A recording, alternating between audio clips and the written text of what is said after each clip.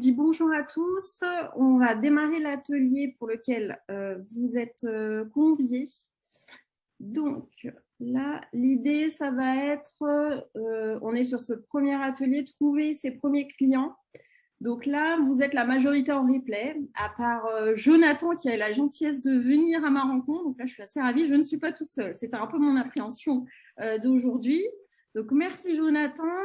Ce qu'on fera, c'est que je vous accorderai, on prendra aussi un temps d'échange. Là, l'atelier, comme vous êtes tout seul en présentiel et que l'équipe, la team, ce que j'appelle la team replay, elle est majoritaire et je suppose que je vais avoir des retours, des moments de questionnement, etc. Eux, je les renverrai vers le groupe Facebook. Là, vous avez un petit onglet avec un lien où vous pouvez poser, interagir entre vous. Et ce que je ferai, moi, après ma présentation, c'est que je me rapprocherai de Jonathan s'il a des questions. Donc, je suppose que la séance, elle va durer une petite heure.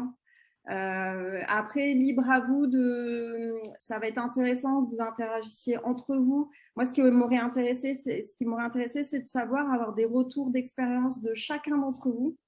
C'est très particulier selon les secteurs d'activité. Jonathan, il est plutôt dans la restauration, mais vous avez tous un apport, enfin des expérimentations et des expériences à apporter. Donc, ça peut être intéressant qu'on se retrouve un peu tous, même de façon digitale, sur le groupe Facebook. Donc, voilà. Donc là, l'idée. Donc, ça, c'est une première. Hein. Je propose des ateliers collectifs parce que je sais que la plupart d'entre vous, vous n'avez pas forcément de disponibilité. On essaye de caser nos séances individuelles. Mais pour des thématiques communes, je pense que le format atelier collectif, qui soit visionné en replay ou même en live, il y a vraiment un apport qui peut être hyper intéressant. Donc là, nous, on va aborder des thématiques qui touchent tous les porteurs de projets. Donc, la prospection commerciale, démarrer avec ses premiers clients pour faire décoller son chiffre d'affaires. Pour ceux, alors moi j'ai une majorité de porteurs de projets en micro-entreprise qui veulent se lancer en micro, donc ça nécessite beaucoup de questionnements. On l'abordera le 23 septembre. Les réseaux sociaux, donc ça c'est aussi la grosse problématique quand on n'est pas expert et ni community manager ni dans le secteur digital. C'est un sujet qui fait vraiment peur. Donc, on va essayer de l'aborder de manière assez simplifiée, que vous soyez opérationnel. Il va falloir quand même travailler sur la stratégie. C'est ce qui définit votre angle d'attaque, de bien travailler votre stratégie pour savoir quand communiquer, à qui, donc à votre cible. Il faudra aussi travailler le ciblage et quels sont les réseaux sociaux qui sont adaptés selon les secteurs d'activité. Donc ça, un vrai sujet qui concernera tous les secteurs d'activité. Le sujet numéro 4, l'atelier du 14 octobre, c'est pareil, la visibilité sur Google, on y est tous contraints. Que peu importe le secteur d'activité, que ce soit moi qui suis dans la formation professionnelle, Jonathan dans la restauration, dans tous les cas, incontournable d'avoir une stratégie de référencement naturel à travers un blog, à travers un site internet, à travers, je vous montrerai quelques tips. La fiche My Google Business, hyper important à développer, à optimiser, ce qui est rarement le cas sur le public TPE et micro-entrepreneurs. Il y a peu de fiches My Google Business qui sont très bien faites. Grosse erreur, c'est un outil gratuit. Donc ça, vraiment, ce serait un bon sujet, que ce soit pour tout secteur confondu.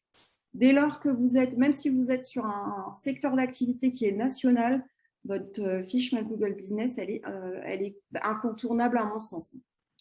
Donc, les ateliers qui se profilent. Ensuite, c'est ce que je disais avec Jonathan, on essaiera aussi de travailler l'aspect prospection commerciale, mais à destination des commerçants et puis des artisans, parce que c'est complètement une autre approche. Aujourd'hui, on va plutôt cibler les prestataires de services. Donc, qui dit prestataire de services, ça va être tout ce qui est lié à la formation, le coaching. On va travailler aussi pour les prestataires de services, on va aussi intégrer agents immobiliers, j'en ai dans mes stagiaires. On va aussi travailler, il y aura aussi tout ce qui est community manager. Voilà, vraiment sur du service en ligne ou du service, ça peut être du service à la personne aussi. Hors artisanat et vente et revente de produits. Donc, tout ce qui est restauration, tout ça, ce sera un peu moins ciblé sur ce public-là, mais je pense qu'il y a des tips que vous pourriez récupérer et réinvestir dans votre activité. D'où la présence de Jonathan. Voilà. C'est ça. qui a compris mon optique. Donc voilà, l'idée c'est ça, les programmes ils vont se dérouler comme ça. Après, libre à vous de proposer des thématiques sur lesquelles vous voulez qu'on travaille en collectif. Enfin, toute suggestion sera la bienvenue. Vous utilisez le groupe Facebook, vous pouvez totalement proposer des thématiques. Dès lors que je perçois que c'est une thématique commune, de toute façon, il faudra la développer en atelier collectif. Donc, voilà. Alors, aujourd'hui, on est là pour… Donc là, je suis sur votre espace de formation. Vous avez tous accès à votre espace de formation. J'y ai intégré cet atelier collectif. Tous vos ateliers, ils seront présents, enfin, ils seront intégrés directement sur la plateforme de votre formation. Vous n'avez qu'une plateforme avec tous vos outils de formation. Donc là, le programme de l'atelier d'aujourd'hui, on est sur… Alors, pardon. Je pense que vous voyez… On est sur le fait de trouver ses premiers clients. Donc, c'est ce que je vous avais précisé dans le deuxième envoi de mail. Je cible aujourd'hui plutôt les prestataires de services. Donc, j'espère que vous arrivez quand même à trouver des tips intéressants. Donc, l'idée, ça, c'est le nerf de la guerre. Dès lors que vous démarrez, l'immatriculation n'étant qu'une formalité administrative, le nerf de la guerre, c'est votre chiffre d'affaires, donc c'est vos clients. Donc, trouver les clients, il va de soi que c'est ce qui va vous faire décoller votre activité et pouvoir en vivre. La plupart d'entre vous étant salariés, vous générez et remplacez votre revenu salarié. Donc, ça, c'est l'idée. Là, je vous ai mis… Alors, ça, vous l'avez normalement tous reçu. Je vous partage. J'essaie de mettre en grand écran. Est-ce que ça… Voilà. Là, vous avez à peu près les 9 tips que moi, j'ai identifiés en faisant une veille. Donc, ça soit une veille concurrentielle, une veille d'information, une veille sectorielle, plutôt ciblée, je me répète, mais sur la prestation de service. L'idée, c'est qu'en fait, chaque manière de se rapprocher de son client, en fait, vous avez plusieurs biais. Il n'y a pas que la prospection directe qui vous permet de décrocher des prospects, enfin de pouvoir décrocher des contrats. Donc, l'idée, la première étape qui va de soi, mais pour laquelle on se rend compte qu'il y a peu de personnes qui le font, c'est d'activer votre réseau. On a tous un réseau, qu'il soit pro, perso, ça peut être associatif, ça peut être vos amis d'enfance. Enfin, le réseau est très étendu et plus qu'on ne le croit. Donc, activer son réseau, ça sous-entend en parler à tout le monde, que ça soit quelqu'un de votre famille éloignée, un ami, un ancien collègue que vous n'avez pas vu depuis 15 ans, peu importe. L'idée, ça va être ça. Hein. Ça va être, on le verra. Je vous ai collecté quelques manières de réactiver le réseau. Parce que généralement, on en parle à notre réseau qu'on côtoie régulièrement. Et ce n'est pas forcément eux qui seraient les prescripteurs et les meilleurs ambassadeurs de votre future activité. Donc ça va de soi, mais on le fait rarement. Les groupes Facebook aussi, hyper important. Donc là, je cible plutôt les prestataires de services, mais il y a quand même des activités de niche. J'ai eu un stagiaire hier qui était sur une activité de niche où il faisait de la revente de documents techniques, de véhicules, enfin de voitures anciennes. Donc, hyper niché. Et lui, en fait, il se posait la question, donc il veut travailler sur du e-commerce, donc revendre ses produits, c'est vraiment une niche. Et lui, ça peut être intéressant qu'il intègre des groupes Facebook de fans pour essayer de répondre aux questions, d'alimenter les conversations. Il y a toujours énormément d'échanges et c'est là où vous pouvez potentiellement trouver des prospects. Donc, ça peut toucher les artisans, les restaurateurs. Je pense qu'ils peuvent intégrer les groupes Facebook de leur commune, de leur zone d'implantation. Là, ça peut être intéressant d'essayer de détecter déjà s'il y a un retour positif de votre projet et puis essayer de les utiliser comme des moyens de promouvoir votre activité. Alors, il faut être fin parce que sinon, vous pouvez vite être viré des groupes Facebook. Mais ça, Autant Facebook, moi, j'y vois pas d'intérêt, mais les groupes Facebook, c'est extrêmement puissant. Donc ça, on l'oublie et c'est marrant parce que j'ai animé un groupe pour Pôle emploi et c'est vrai que c'est ressorti comme outil de veille concurrentiel ou outil de veille sectoriel. Donc ça, hyper intéressant d'être extrêmement présent, alors que vous ayez le temps ou pas, mais d'être en veille dessus. Alors, LinkedIn, ça, on est plutôt sur le marché B2B. Ça a concerné un certain nombre d'entre nous. LinkedIn, ça peut être bien sur certains points. Alors, il faut être actif. Donc ça, c'est un peu le biais des réseaux sociaux. Il faut toujours être très actif. Toujours est-il que vous pouvez quand même trouver… Alors moi, c'est ce que j'avais fait. J'avais des projets de me développer sur une niche B2B. Donc, c'était centre de formation, université, etc. Et j'étais assez curieuse de me rendre compte que quelqu'un qui était responsable d'une chaire de jeunes entrepreneurs, etc., me répondait dans les heures qui suivent à ma sollicitation.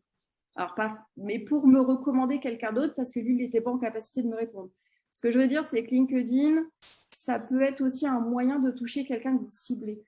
Quelqu'un qui a un peu d'importance dans votre secteur, dans le game, comme disent les jeunes. Donc, vraiment, quelqu'un que vous voulez toucher, vous savez que vous n'avez pas d'autre moyen de l'approcher. LinkedIn, c'est génial pour ça. D'accord. Ça, à mon avis, c'est un peu sous-exploité. Alors après, il y a manière d'approcher quelqu'un. C'est sûr que si vous venez en disant je vends ça, je suis sûre que ça t'intéresse, ça ne marche pas. Mais il y a des manières fines d'aborder quelqu'un et LinkedIn, ça peut être un de ces moyens. Ensuite, vous avez les plateformes de mise en relation. Donc ça, on est sur de la presta pure et dure. Hein.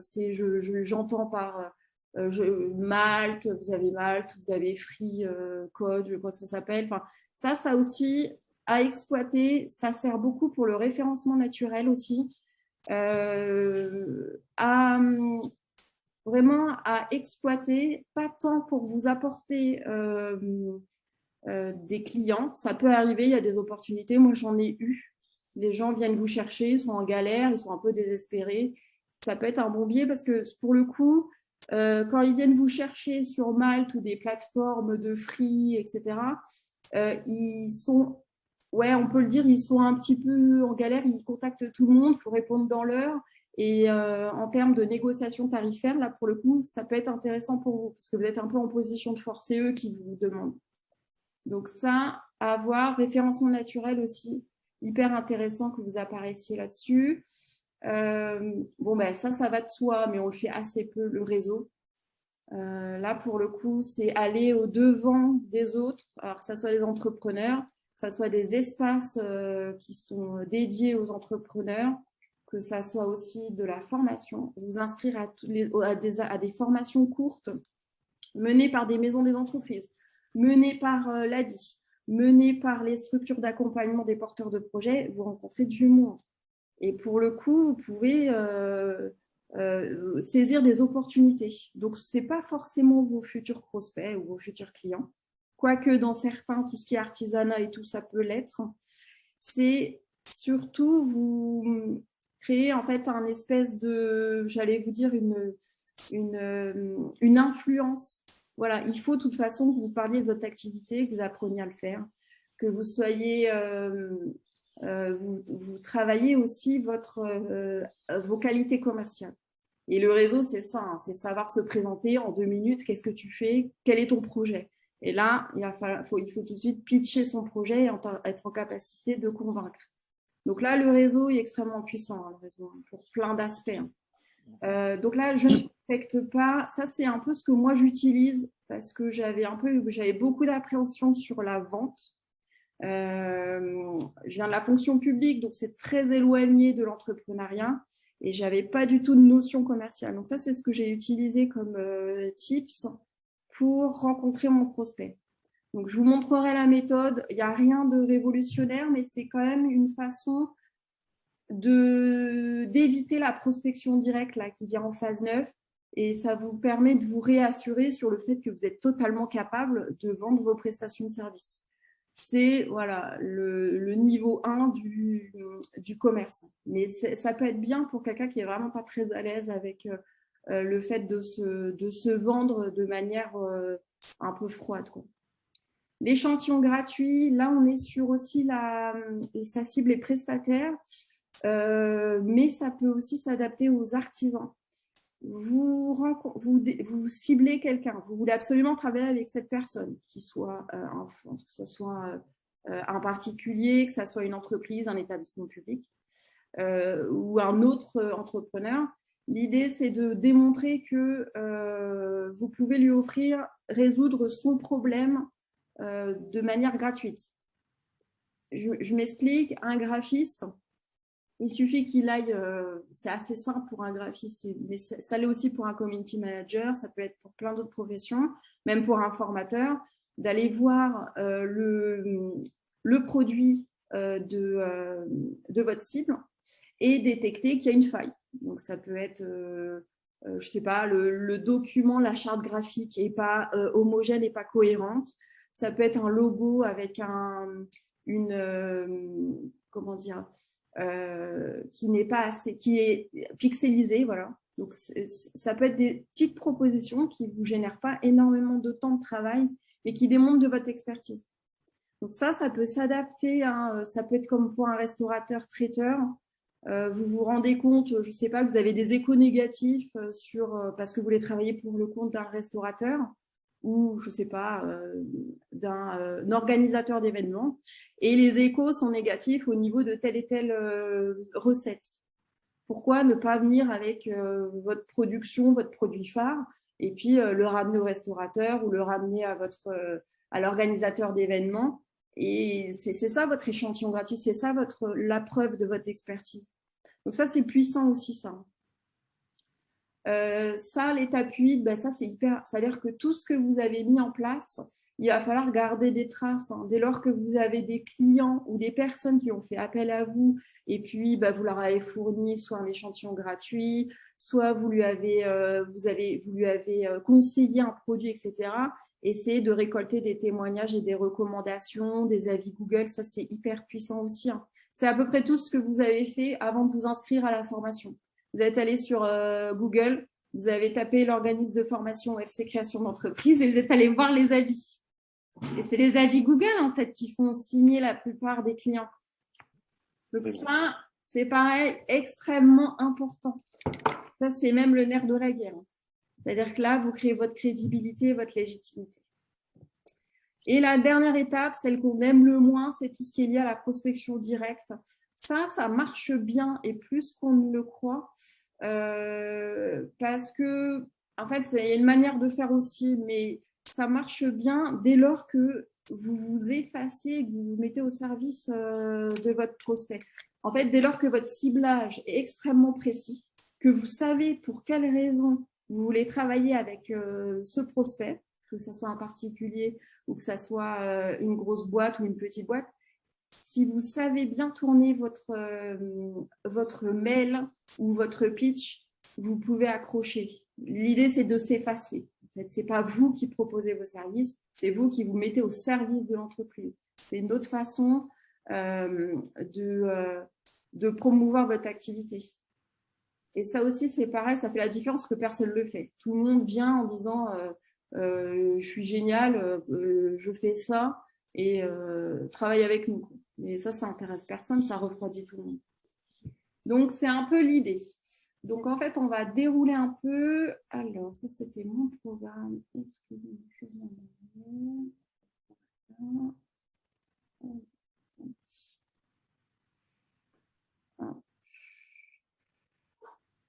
Qu'est-ce que vous en avez pensé, Jonathan? Jusque-là, ça vous va ou pas? Même si vous n'êtes pas du... Oui, après, il y a pas mal de choses qui restent quand même intéressantes pour l'ensemble des secteurs. Et puis, j'ai souligné le côté où il faut conserver les témoignages et recommandations. C'est vrai, c'est une des choses que je n'ai pas pensé à faire. Je réactive tout. J'ai fait une petite erreur. Hein. Donc ça, je ferai un petit montage. La magie du montage, en fait, j'ai tout viré. Oui, donc ouais, pour vous, restaurateurs, même si vous faites du gratuit, vous produisez une super recette à votre tante, il faut absolument que, même si vous n'avez pas commencé votre activité, elle vous rédige un avis Google. Oui, bah là, il faut que je mette ça en place pour d'ici dimanche, parce que pour dimanche, on m'a demandé de faire une préparation pour dans le cadre d'une assemblée générale pour justement une association. Et donc, du coup, il faut que je regarde comment mettre en place un document ou parce que là où je suis, on n'a pas trop de réseau Internet. Donc, D'accord. peut-être mettre en place un petit livret avec des témoignages et des recommandations éventuellement que je pourrais numériser par la suite, à voir. Alors, ce que vous pouvez faire, ouais, ça peut être une solution de faire un livre d'or. Là, vous allez être en campagne, donc il y a forte chance que vous n'ayez pas de réseau. Ça ne vous empêche pas le lendemain, donc vous briefez bien les gens que vous allez les solliciter pour leur demander d'évaluer votre prestation. Et le lendemain, vous leur envoyez un mail en leur disant, ben voilà, j'espère que ça s'est bien passé, que vous êtes heureux de l'événement, etc. Je vais vous demander si vous pouviez laisser un avis sur ma prestation via ma fiche Google et vous envoyer le lien. C'est pas obligé. D'accord. Vous le faites toujours le lendemain. Vous ne le faites pas au jour J. Mhm. Ça peut être fait le soir, mais faites-le le lendemain, le temps que les gens vous devez être frais dans leur tête. Et si c'est pas le jour J, c'est pas gênant. D'accord. Par contre, ça implique d'avoir une fiche Google qui est déjà Ouais. en place. Oui. Alors, regardez. C'est quand? C'est demain votre prestation? C'est ça? Dimanche. Dimanche. Dimanche? Ouais, donc vous n'aurez pas le temps de le faire. Ça ne vous empêche pas déjà de la demander. Alors, attendez. J'ai un petit tutoriel.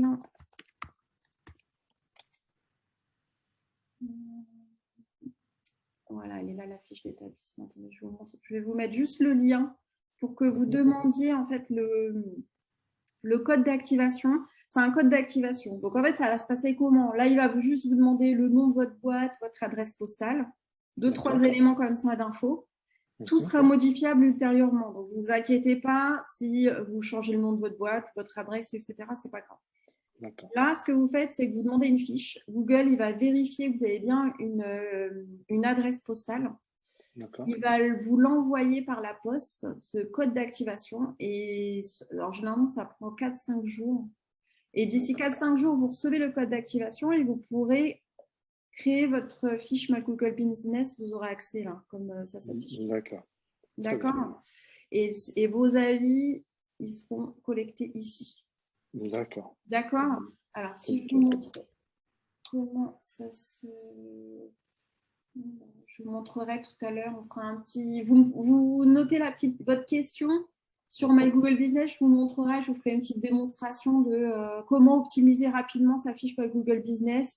Allez récupérer le lien de l'avis Google et comme ça, en fait, c'est ce lien-là que vous allez diffuser à tous vos clients, tous vos prospects. D'accord. D'accord? Donc ça, on y reviendra. Mais pour vous, c'est extrêmement puissant. Donc ça veut Oui. dire que là, vous avez déjà démarré. Ça fait combien de temps que vous avez démarré, Jonathan?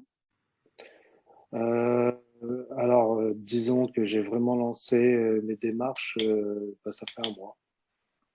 Et vous avez déjà vos clients. Donc en fait, vous fonctionnez par Alors, bouche à oreille. oui, alors ça a commencé par du bouche à oreille. Du coup, à l'heure actuelle, j'ai comment dire des points de vente qui vont être comment dire hebdomadaires.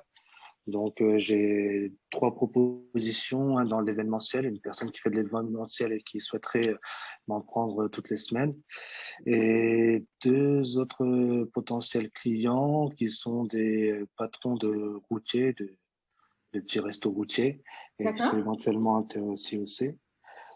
Et là, donc j'ai démarché aussi mes fournisseurs pour la matière première, des choses comme Ouais. ça. Et puis parmi eux, 2 seraient intéressés aussi de mettre en avant mes produits et puis de les revendre.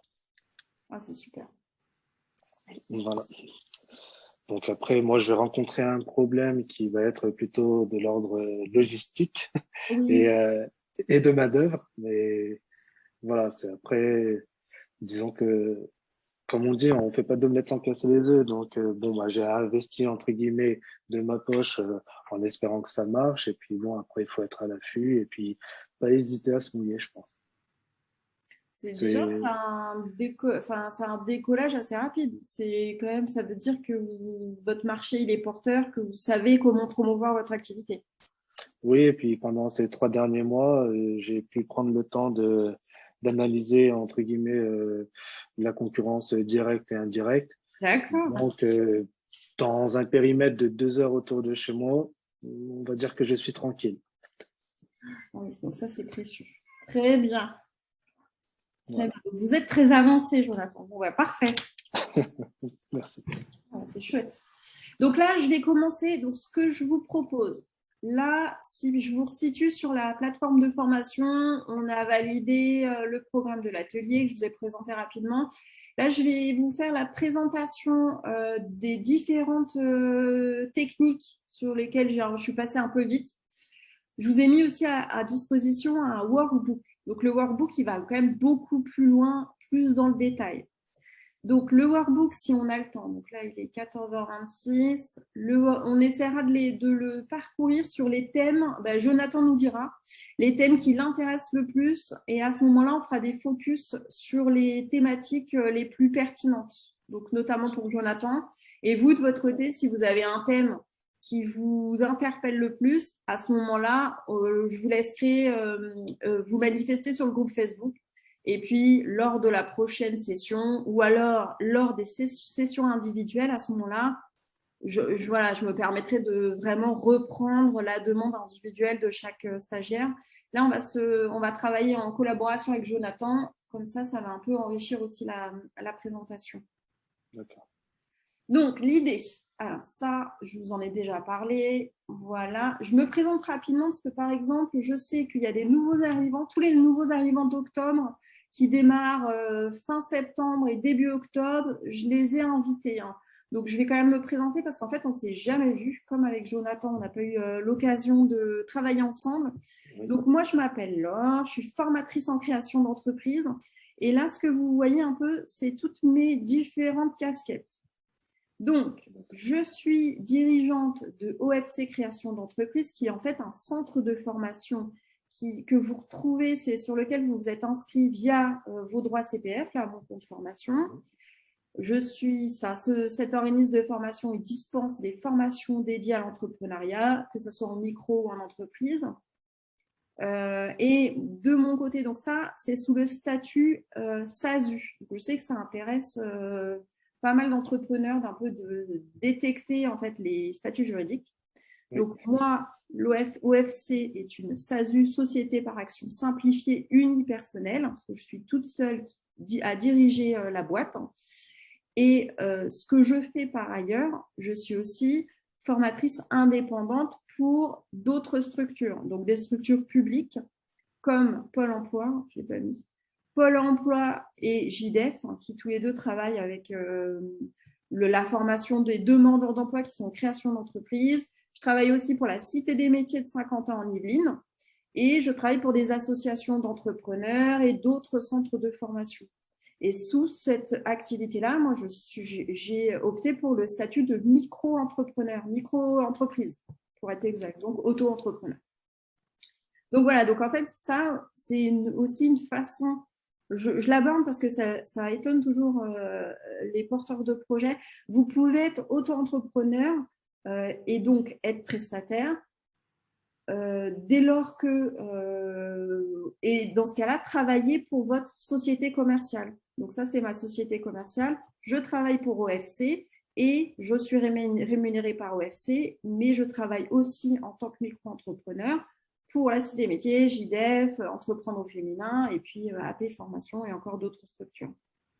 Donc voilà, donc l'idée, c'est qu'en fait, vous pouvez cumuler, vous pouvez faire votre façon de fonctionner un peu qui vous ressemble le plus. Vous pouvez être micro, vous pouvez être dirigeant de SASU ou ne partir que sur la micro-entreprise. Enfin, voilà, il y a plein de montages qui peuvent être intéressants pour éviter de payer trop d'impôts. Ça, je vous dis. Voilà. Donc ça, c'était ma petite interlude parce que j'en ai parlé hier, donc c'est pour ça que c'est assez marrant.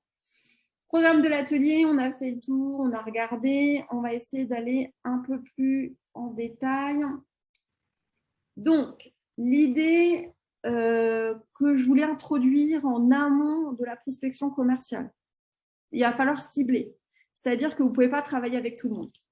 Tout le monde n'est pas votre client. Si vous ne ciblez pas votre client, la personne avec qui vous voulez travailler, que ce soit une entreprise ou un client particulier, toujours est-il que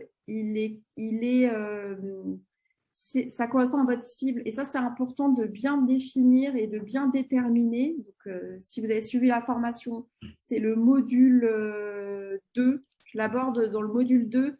Votre client idéal, il faut le définir. Vous ne pouvez pas travailler, par exemple, si vous êtes… moi, j'ai eu un client stagiaire qui était réparateur de mobile, réparateur mobile de cycle.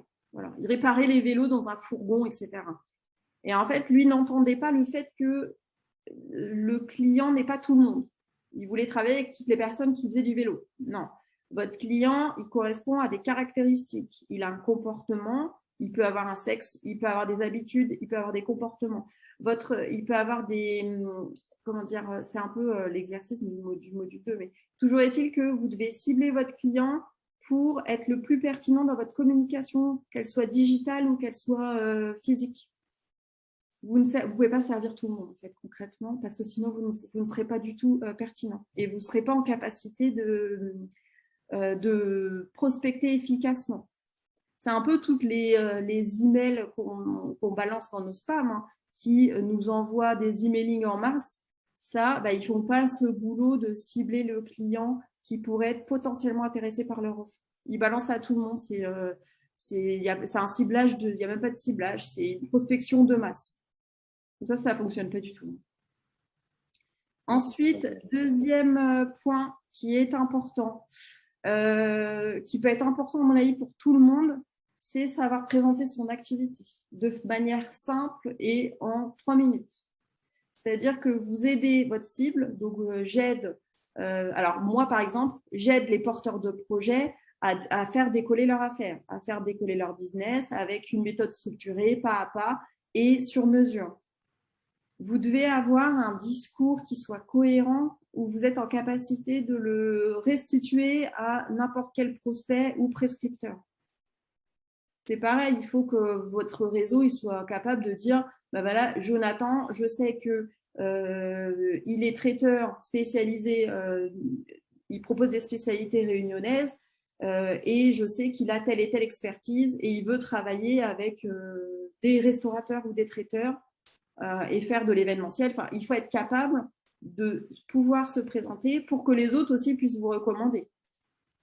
Donc ça, alors c'est plus compliqué. Pour un artisan, c'est normalement assez simple parce que ça reste un produit physique. Pour un prestataire de service, des fois, ça peut être un peu flou. Moi, j'ai accompagné une home organizer, c'est les métiers d'organisation et il peut y avoir de la déco dedans, il peut y avoir de l'accompagnement administratif. C'est déjà plus compliqué de présenter son activité de façon pertinente. Donc ça, boulot hyper important à faire. Et ça, c'est pareil, ça, c'est des notions qu'on a tendance, quand on prospecte, à ne pas travailler. Ça, c'est une erreur parce que du coup, on est incapable de présenter clairement son activité. Donc, je passe parce que là, pour le coup, ça cible spécifiquement les prestataires. Donc, l'action numéro 1, là, on est sur, c'est un peu ce que je vous disais tout à l'heure, solliciter votre réseau.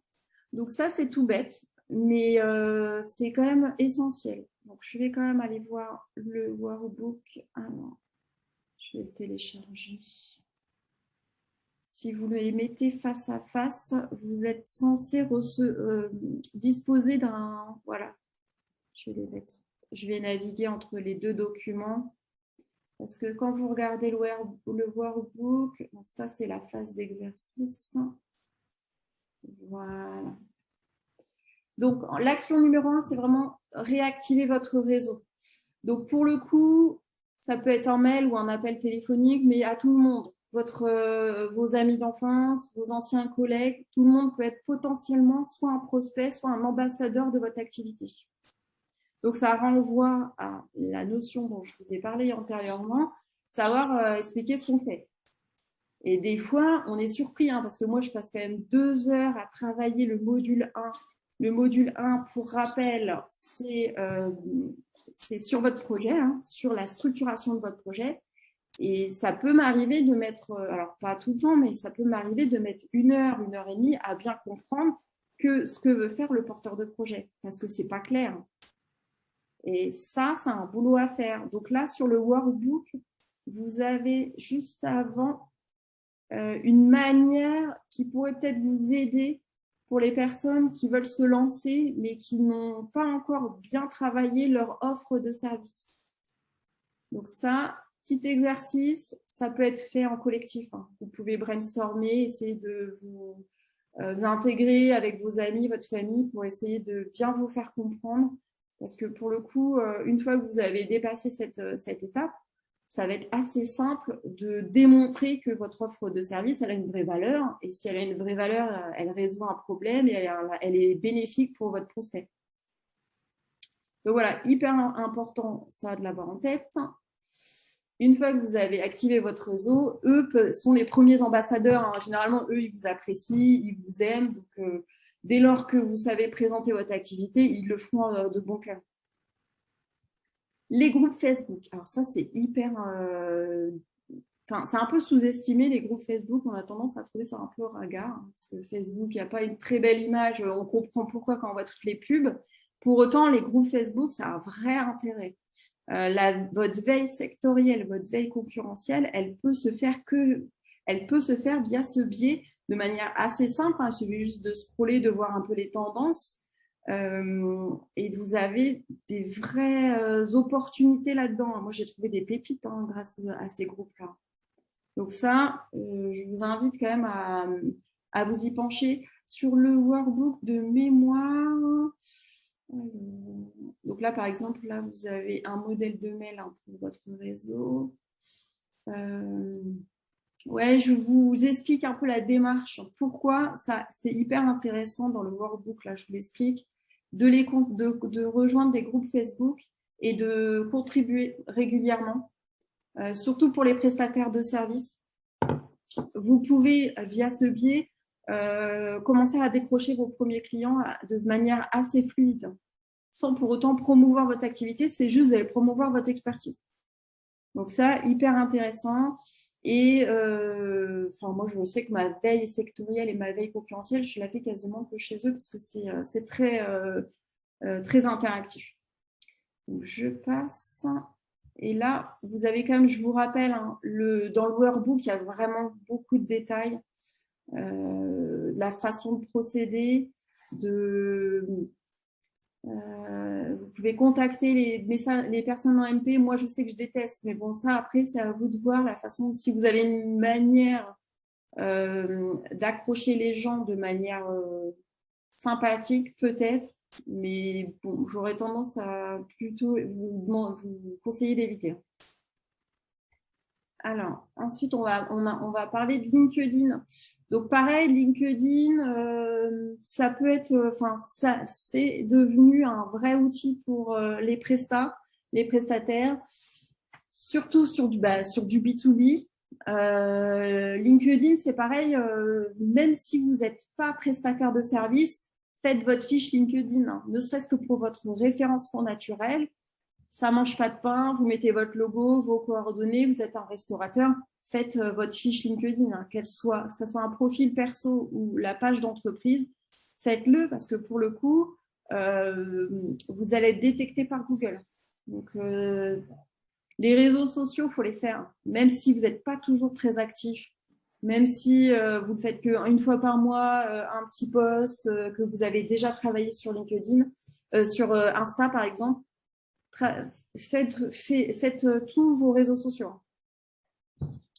Donc voilà, là pour le coup, là c'est ce qu'on préconise et ça, vous avez un espèce de petit tutoriel de recommandation sur le fait que votre profil personnel doit être construite comme une page de vente. L'idée, c'est d'accrocher. Donc, dans votre titre, dans vos intitulés, il faut que ça soit clair. Tout ce qui est notion CEO, DG, etc., ça n'a pas de valeur si vous êtes entrepreneur. Ça a une valeur si vous êtes salarié et que potentiellement vous recherchez un boulot. Mais si vous êtes entrepreneur et que vous voulez trouver des contacts et des futurs contrats, aucun intérêt de mettre directeur général ou les termes un peu pompeux qui, dans l'entrepreneuriat, n'ont assez peu d'impact. Les recommandations clients, ça c'est pareil, à solliciter pour essayer justement d'enrichir le profil LinkedIn. Bon, après, ça reste du bon sens. Hein. Produire du contenu pour montrer son expertise, ça, c'est sûr que c'est plutôt intéressant. Qu'est-ce que je peux vous dire d'autre? Voilà, voilà. Donc, LinkedIn, ça, moi, je l'avais utilisé et c'est des petites astuces qui sont pas forcément perçues, qui sont pas forcément diffusées. C'est de détecter, en fait, les annonces d'offres d'emploi et de proposer vos services. Donc, ça, moi, je l'ai fait à plusieurs reprises. Alors, des fois, la plupart du temps, ils sont très braqués sur le salariat. Mais ça peut vous permettre de décrocher une première mission. Parce que la plupart du temps, ils peuvent ne pas avoir présupposé qu'un prestataire de service pourrait être intéressé par la mission qui est publiée sur LinkedIn. Donc ça, c'est intéressant.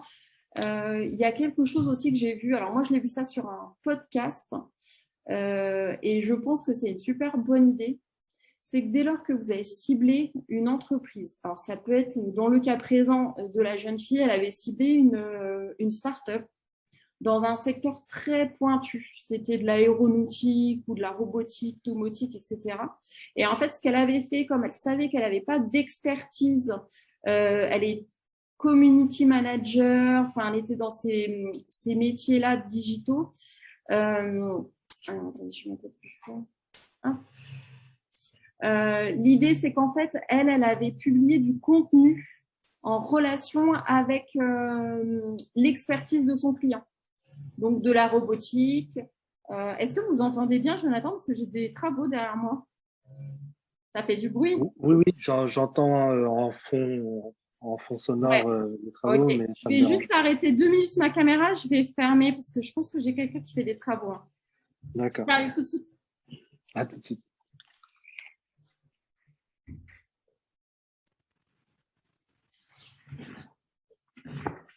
Voilà, excusez-moi pour cette petite interruption du direct. Pas de souci, c'est le l'idée. Ça, vous êtes sympa comme public. C'est le moment où vous êtes sympa, vous m'avez mis la caméra, vous êtes souriant, c'est très agréable. Bah, c'est toujours mieux comme ça. Ah, je suis d'accord. Donc, en fait, l'idée, si je me recentre, c'est vraiment d'être assez original dans sa façon de prospecter. Votre client, il a une expertise, il peut rencontrer une problématique, il met en avant son offre de produits, son offre de service. À vous de créer du contenu en relation avec, ça peut être son produit, ça peut être sa particularité, sa culture d'entreprise, quelque chose de très ciblé qui ne va parler qu'à ce client-ci parce que c'est tellement spécifique que, pour le coup, vous pourrez le prospecter et proposer ses services en mettant en avant que vous aussi, vous êtes intéressé par cette expertise. Donc là, l'exemple que je vous donne, et j'insérerai le podcast de cette jeune fille qui avait vraiment énormément d'idées sur la façon de prospecter sur LinkedIn de manière très originale, c'est vraiment de partir du client. C'est vous mettez à la place du client, lui, il ne reçoit que des sollicitations qui parlent des produits à vendre, mais personne n'a la curiosité de se pencher sur son expertise métier. Donc ça, je pense que c'est vraiment une belle approche, je trouve. Et ça peut potentiellement parler à plus de personnes qu'un community manager. Et moi, je sais que ça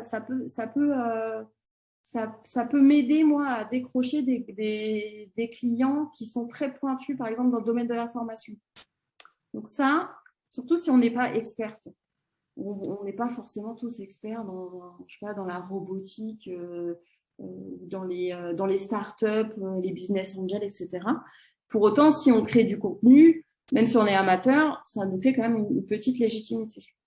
Donc ça, hyper intéressant de voir si ça peut se restituer dans d'autres domaines d'activité, d'autres secteurs. Donc après, effectivement, la même personne, c'est une jeune fille, Victoria Debargue. Elle a envoyé aussi des MP assez rigolos. Donc, elle utilisait l'humour pour essayer de se démarquer des autres concurrents. Donc ça, et puis, elle a vraiment une approche qui est très, très originale. Et pour elle, le truc, elle testait tout le temps. Et ça aussi, c'est une règle, je trouve, dans l'entrepreneuriat et surtout dans l'aspect prospection, c'est de tester tout le temps. Et il y a des choses qui fonctionnent et vous serez assez surprise de remarquer que c'est pas forcément par ce biais-là que vous auriez parié. C'est assez curieux, il y a des choses qui fonctionnent, des choses qui ne fonctionnent pas, alors que vous avez tout donné et que votre offre, elle est extrêmement pertinente. Et d'autres où vous êtes moins assuré, que vous tentez un peu le tout pour le tout, et là, ça fonctionne. C'est assez particulier, hein, des fois. Vous tombez au bon moment. Donc ensuite, on a… Alors ça, je vais passer assez vite parce que c'est pareil, ça rejoint un peu ce qu'on se disait sur LinkedIn, c'est… vous avez un profil, vous le construisez comme une page de vente. Donc, c'est un peu pareil. Moi, mon retour d'expérience quand même sur ces plateformes, c'est que déjà, vous ne pouvez pas compter dessus toute l'année. J'y crois très peu. Ou alors, vous avez vraiment une expertise dont tout le monde… une expertise dont personne ne dispose, pardon. Et dans ce cas-là, effectivement, par exemple, un consultant SEO ou un dev, voilà, des profils très pointus qui sont extrêmement demandés par le marché. Là, foncez, votre chiffre d'affaires, il est assuré. Pour un formateur, pour des gens qui ont en plus un profil moins expert, moins niché, j'allais vous dire, c'est moins intéressant. Mais par contre, alors ça sert alors j'en reviens, mais votre référencement naturel. Donc ça, hyper puissant. Si moi je tape mon nom, mon prénom, bah, je retrouve ma fiche que j'ai diffusée sur Malte. Malte, j'ai dû avoir 2 clients. Hein, donc bon, c'est quand même pas. On est loin d'un chiffre d'affaires faramineux. Mais ça peut valoir le coup d'avoir ce support-là, parce que les gens en fait, ils vont juste regarder votre nom, prénom, puis après ils vont vous contacter par un autre biais. Parce qu'en plus là, elles sont payantes ces plateformes. Donc voilà. Mais à faire quand même pour votre référencement naturel.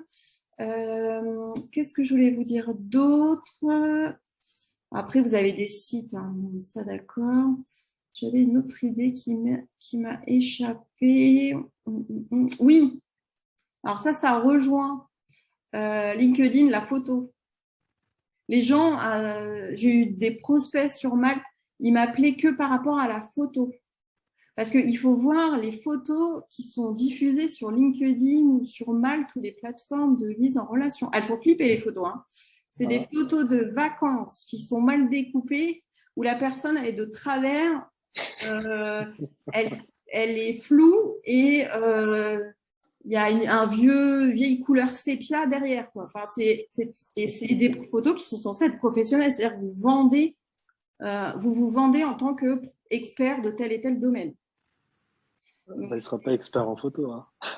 Et ouais, mais c'est extrêmement étonnant. Et la plupart du temps, on m'appelait juste en me disant j'ai vu votre photo, je sais pas, vous avez l'air d'être sympa. Et pourtant, je souris très peu sur ma photo. Mais c'est parce que les autres, et j'ai regardé, en fait, c'est parce que les autres, c'est vraiment pas professionnel. Hein. Je vous laisserai regarder là sur Malte, vous allez vous amuser à regarder un peu les photos. Mais sur LinkedIn, c'est pareil. Hein. Les photos, elles sont cool. Hein. Donc voilà, donc photos, faites gaffe, quoi. Ensuite, alors, je passe assez vite parce que ça, c'est un peu des lieux communs, donc je ne voudrais pas trop m'attarder. Alors, ça aussi, je sais, j'ai pas l'impression que tous les porteurs de projets le font. Alors, c'est vrai que la plupart sont salariés, donc c'est compliqué de tout concilier. Mais il faut que vous trouviez le temps de le faire. En fait, rentrer dans un collectif. Alors, moi, je l'ai fait à travers des formations qui sont la plupart du temps gratuites, hein, organisées par les maisons des entreprises, organisées par les assos, par les espaces de coworking. Ça peut être aussi en ligne. Hein. Vous avez Meetup, vous avez Eventbrite, pardon. Il y a même des lives Facebook sur les thématiques d'entrepreneurs. Il faut être ouvert aux actualités. Là prochainement, alors j'ai peu de demandeurs d'emploi, porteurs de projets sur l'Île-de-France, mais il y a énormément de salons dédiés à la création d'entreprises. Là, en septembre et octobre, ça pullule.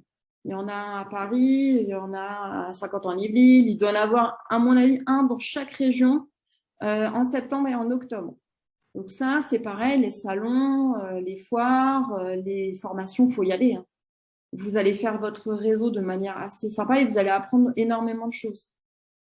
Donc ça, pour moi, c'est essentiel de sortir de son microcosme, de son petit réseau, il faut s'ouvrir. Donc là, c'est ce qu'on nous dit. Et c'est toujours en relation avec votre cible. Essayez de voir si, par exemple, dans les espaces de coworking ou dans les assos, essayez de voir si votre prospect, votre client cible, peut potentiellement être présent à des événements. Par exemple, si vous cherchez, vous êtes dans la restauration, Jonathan, il y a forcément des événements, des associations, des collectifs qui sont dans le secteur de la restauration. Vous pouvez rencontrer des futurs clients. Je pense que c'est ce que vous avez déjà fait. Un peu, oui. Donc ça, c'est extrêmement important. Et je pense que c'est ce qui a provoqué le démarrage aussi rapide de votre activité. Oui. Ouais, c'est ça, c'est le réseau. C'est ça. C'est être là au bon moment, au bon endroit. Et on puis, pense. bon, après, il faut aller chercher l'information aussi des fois, mais bon, ça porte quand même ses fruits. Ouais, je suis d'accord. Et c'est pour ça que vous avez décollé aussi vite. Parce que vous, en plus, si j'ai bien compris, l'idée, c'est de faire un food truck, c'est ça? Ou c'est pas l'idée? Je me souviens plus ce que vous m'aviez dit. Alors, si, mais c'est une partie de l'idée. En fait, Okay. pour le moment, c'est plus en complément de revenus. Oui. Donc, ça me permet de prendre, entre guillemets, l'attention sur le marché et de voir ce qui est faisable ou pas. Et puis, en développant, donc, je partirai sur un food trucks, mais après, l'idée, ça serait d'avoir, sur le long terme, un, deux ou trois locaux dans différents endroits si ça marche bien. D'accord. Et vous aviez l'idée d'un food truck ou pas du tout? Vous voulez vous Si, implanter? si, l'idée du food truck, ça sera entre guillemets ma deuxième étape, ce qui me D'accord. permettra d'aller, en fait, le food truck va me servir à prospecter les endroits où ça peut marcher éventuellement. Et si je vois qu'à tel endroit ça marche, donc après, l'étape suivante, ça sera voir mettre en place un local pour vendre les produits. Ouais, donc vous y allez en 3 étapes. C'est-à-dire qu'aujourd'hui, vous êtes traiteur, Mhm. c'est ça. La deuxième étape, c'est le food truck et la troisième, c'est le resto. Voilà. Ouais. Après, je dirais qu'il y a une quatrième étape où ça sera PDG d'une grosse firme. Peut-être. Oui, c'est vrai que franchise. La Voilà, pourquoi prochaine, pas. c'est la franchise. Oui, pourquoi pas. Mais bon, j'en suis encore là. Bon, parfait. Oui, c'est vrai que vous avez raison. J'ai omis de voir plus grand. Vous avez bien fait de me Ouais, reprendre. Ça, c'est vrai. Je suis d'accord avec vous. Il faut voir beaucoup plus loin. voilà. Mais c'est intéressant parce que vous avez démarré votre activité avec les moyens dont vous disposez actuellement. C'est-à-dire que vous n'êtes Oui, pas projeté en vous disant je démarrerai quand j'aurai mon food truck. c'est ça. Vous avez et c'est ce que j'ai fait aussi, c'est-à-dire que vous démarrez en testant votre marché. Ça, c'est la meilleure Voilà, approche. oui, parce qu'après, enfin, l'avantage de cette approche, c'est que bon, bah déjà, on n'a pas besoin d'attendre d'avoir un budget assez conséquent pour pouvoir financer quelque chose qui potentiellement ne pourrait pas marcher. Tandis que là, bon, bah, je vous cache pas, ma démarche, c'était au début, j'étais invité chez des amis, je faisais quelques petites préparations. Après, j'ai vu que ça plaisait à certaines personnes. Donc après, de bouche à oreille, j'étais amené à distribuer à d'autres personnes. Et puis, bah, comme je vous disais tout à l'heure, pour dimanche, je dois faire une petite restauration dans le cadre d'une assemblée générale. Donc voilà, je commence petit, mais après, Ça va vite, hein. donc on n'a pas de mauvaise surprise. On n'aura pas le côté à se dire j'ai investi et finalement pour rien. C'est vrai que c'est la Mais meilleure bon, approche. après, à côté de ça, il y a quand même l'investissement personnel parce que je compte pas le nombre de soirs où j'ai terminé mes journées à minuit, 1 heure du matin. Mm. Mais voilà, si on veut que ça marche, il faut se donner les moyens au début avec les moyens qu'on a et après, au fur et à mesure, avancer. Ouais, mais moi, je trouve que c'est la meilleure façon de procéder. Vous Merci. sécurisez énormément les choses. Ouais, non, c'est Oui, parfait. Bon, bah, Là-dessus, je suis très, très à cheval sur la sécurité. ah, bah, moi, je suis pareil que vous, mais du coup, vous vous êtes donné les moyens de tester le marché. Ouais, Vous n'y allez pas à l'aveugle et ça veut dire que le jour où vous financez votre food truck, déjà, vous avez beaucoup plus de chances que la banque finance la totalité de votre investissement. d'accord. Ça va être parce que vous avez déjà une clientèle, vous êtes déjà Mhm. installé, vous avez déjà un réseau. Donc, en fait, la banque, elle n'aura aucun frein euh, à vous, à vous financer l'enveloppe dont vous avez besoin. Et si vous avez besoin d'un food truck un peu plus ambitieux que quelqu'un qui démarre, eh ben, la banque suivra. Ce qui Ouais. est cohérent, hein, parce que votre démarche, elle est adaptée à votre projet et à votre ambition. Enfin, là, pour le coup, je trouve que c'est la meilleure façon de procéder. Merci.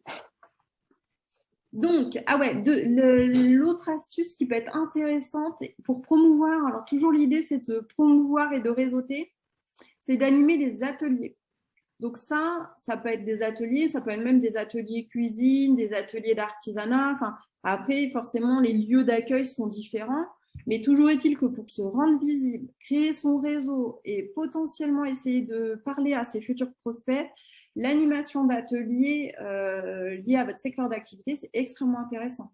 Et ça ne vous demande que du temps. Voilà. Donc, ça peut être vachement bien. Moi, j'ai trouvé que c'était une des meilleures façons de créer son réseau.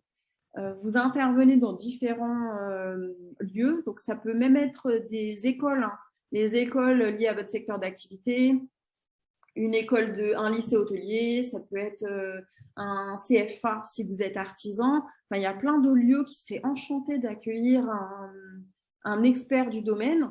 Et là, pour le coup, vous créez votre réseau et ça peut donner suite à des partenariats sur du long terme ou à des prescriptions. Ils peuvent totalement vous mettre en relation avec un futur partenaire.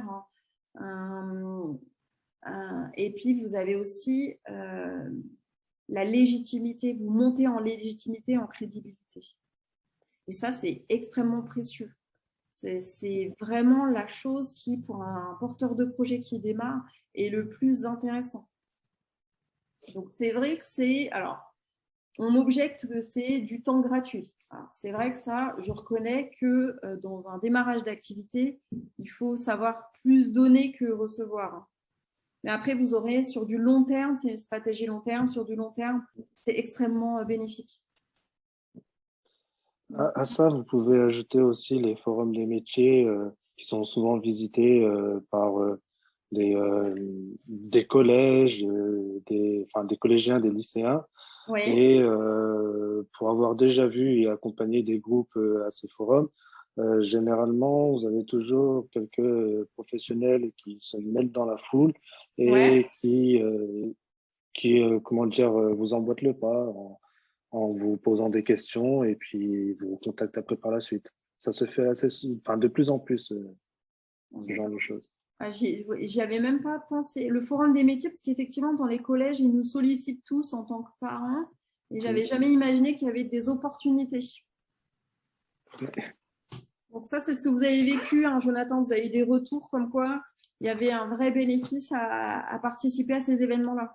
Oui, alors après, c'était comment dire, c'était un autre tournant de ma vie. J'ai fait pas mal de jobs et puis dans un de ces jobs, je me suis retrouvé justement à organiser ce genre de sortie scolaire. D'accord, très bien. Vous étiez CPE, non?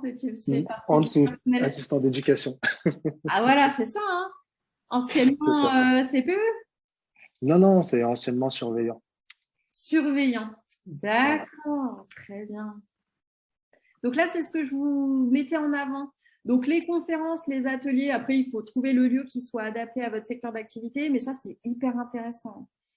Donc là, et la manière de les relayer, parce que si vous allez vous engager sur des événements, il faut que derrière, vous ayez mis en place une petite campagne de communication pour ne pas compter que sur le lieu d'accueil. La promotion de vos événements, vous pouvez les faire donc facilement via les réseaux sociaux en créant des événements. Et vous avez aussi des sites internet qui sont gratuits. Alors là, je vous ai mis Yveline, mais vous devez avoir un site équivalent dans chaque département. Et ces sites sont gratuits et ça vous permet de créer de la promotion de vos événements. Donc ça, ces sites-là, ils sont bien faits. Hein. Ça vous fait des agendas locaux. Ça veut dire que les personnes qui tapent sur Google événements, je sais pas, atelier cuisine près de chez moi, ils peuvent tomber sur votre événement. Vos événements sont gratuits, donc ça va autant intéresser votre public. Et pour le coup, ça, c'est pareil. Pour le référencement Google, ça marche super bien. D'accord. Donc ça, votre nom de marque, elle va apparaître. Si vous pouvez aussi travailler vos visuels et des petites clips vidéo, les intégrer à votre annonce de promotion d'événements, c'est assez bien fait. Alors, je vais juste vous montrer si j'ai un événement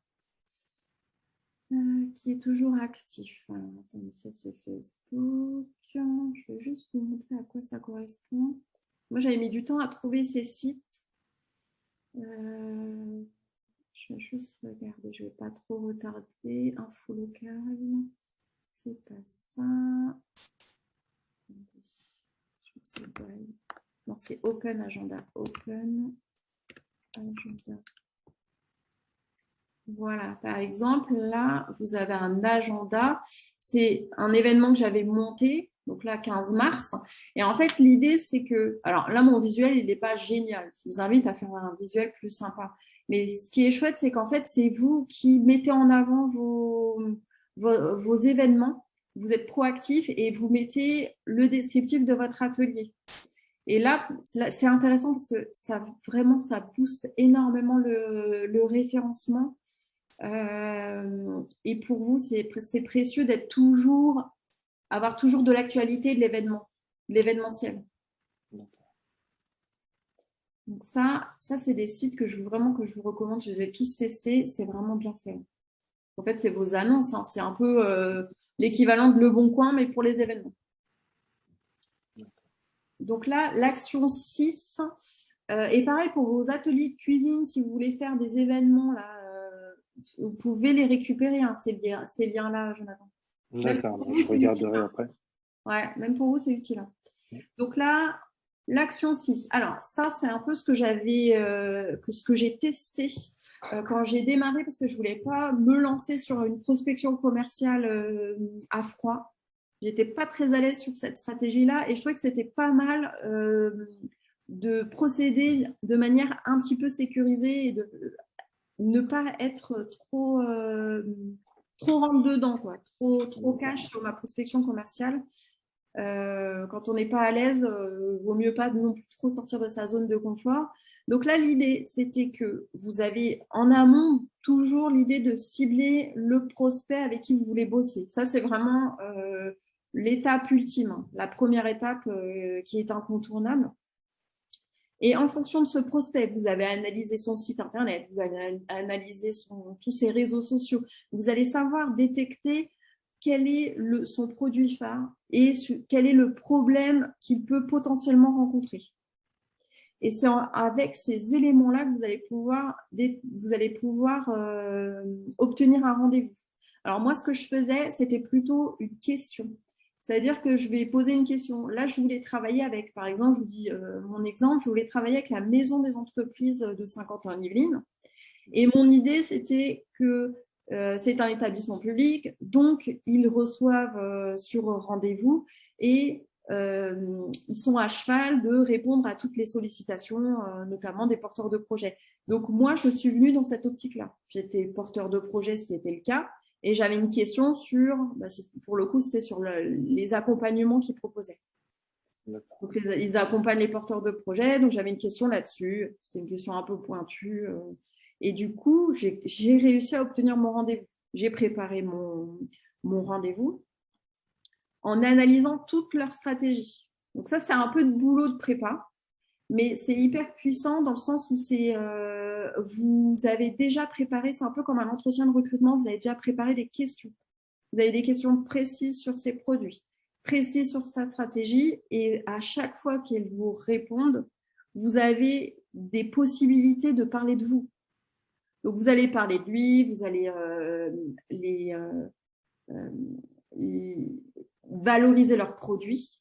Mais en valorisant leurs produits, vous pouvez totalement intégrer le fait que vous êtes vous aussi expert. Moi, c'était dans mon cadre, j'ai une expertise dans l'accompagnement des porteurs de projets. Et pour le coup, vous pouvez diriger l'entretien parce que vous l'avez préparé en amont. Donc, en fait, ils vous reçoivent pour un prétexte de rendez-vous. Et c'est vous, en fait, qui menez la danse parce que c'est vous qui avez déjà préparé vos questions. Et en fonction des questions, vous connaissez a priori les réponses, puisque tout apparaît sur un site Internet. C'est en fonction du déroulé du rendez-vous que vous allez pouvoir glisser votre proposition.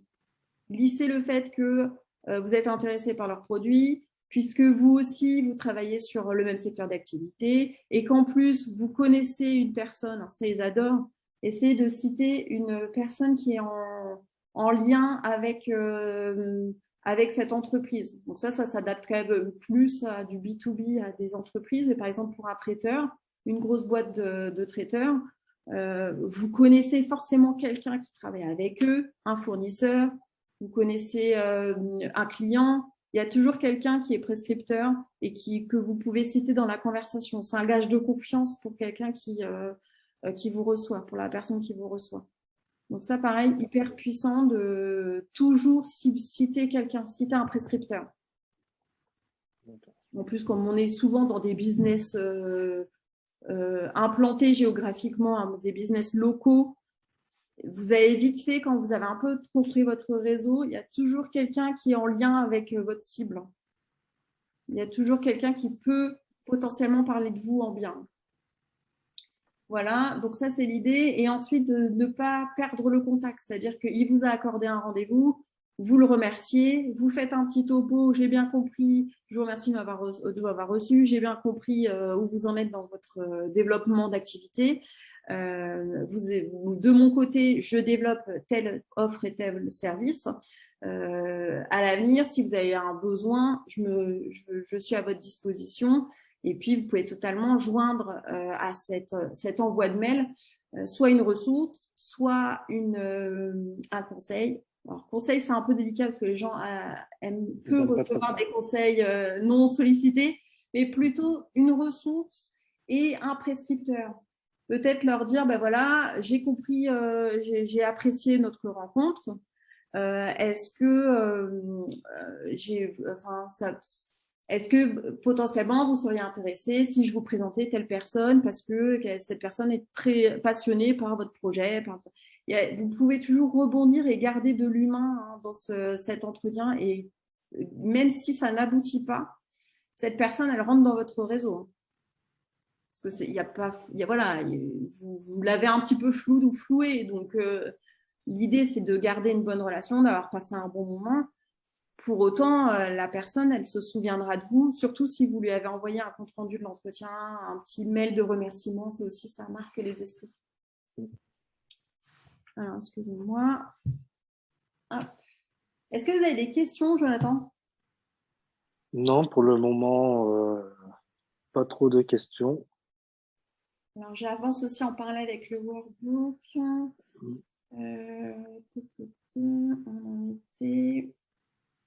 Ouais, c'est plus détaillé dans le workbook. Hein. Vous verrez que l'action 6, elle est beaucoup plus détaillée. Si mon discours n'est pas assez clair, vous avez toutes les étapes qui sont écrites directement dans le workbook. Et après, on peut en parler sur le groupe Facebook. Oui, Jonathan. Après, dans mon cas de figure, je peux donner un petit exemple, sans avoir un but pour donner des leçons, mais juste pour donner une idée, un de mes fournisseurs, en fait, je suis un de ses clients à la base. Ouais.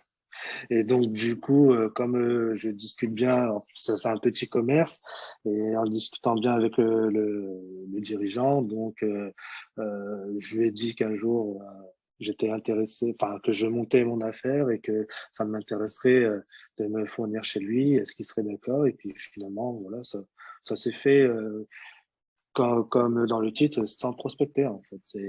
J'étais client de base et après en discutant un peu, de fil en aiguille, il va devenir mon fournisseur sans aucun problème. Non, mais en fait, c'est parce que vous êtes ouvert aux opportunités. Il y a ça aussi, hein. C'est le fait d'être toujours dans l'échange. Alors, je vous dirais que je m'en rends pas compte parce que je discute énormément et pour peu, généralement, je suis plutôt fermé comme personne. Mais c'est vrai que bon, bah, si je sens qu'il y a quelque chose qui peut se créer, alors là, pour le coup, bon, je force un petit peu, je prends sur moi-même, mais après, ça vient tout seul. Par contre, effectivement, il y a le côté où si je sens que c'est fermé, là, j'ai beaucoup plus de mal à faire le premier pas que, si c'est pas spontané et naturel, c'est plus difficile. Ouais. Alors, pour les gens qui sont fermés, alors moi, à plusieurs reprises, on m'a dit que mon activité n'avait aucun sens. Mais ça, c'est surtout quand vous êtes en démarrage d'activité, je pense qu'il faut faire le tri entre les remarques de chacun.